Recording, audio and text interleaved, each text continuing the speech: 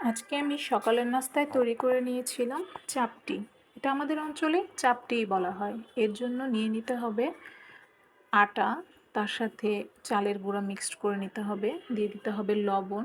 আমি কিছুটা চিনি এর সাথে অ্যাড করে দিয়েছি, দিয়ে আস্তে আস্তে করে পানি দিয়ে এটাকে গুলে নিতে হবে। অল্প অল্প করে পানি দিতে হবে এর জন্য, যাতে করে এর ভিতরে কোনো প্রকারের লাম্পস থেকে না যায়। যে কারণে অল্প অল্প পানি দিতে হবে এবং অল্প অল্প করে নেড়ে নিতে হবে। ভালো করে মিক্সড করা হয়ে গেলে কিছুক্ষণ রেস্টে রেখে দিতে হবে। তারপর তাওয়া গরম করে নিয়ে তাওয়ার ভিতর এভাবে ঘুরিয়ে ঘুরিয়ে চাপটি তৈরি করতে হবে এবং ভেজে নিতে হবে এপিঠ ওপিঠ দুপাশে। এক পাশ হয়ে গেলে উল্টে দিয়ে অন্য পাশে একটু ভালো করে ভেজে নিতে হবে। এবং এই চাপটিটা খুব দ্রুত তৈরি করা যায় বলে আমার বাসায় সবার কাছেই প্রিয়। বিকালের চায়ের নাস্তা কিংবা সকালের নাস্তা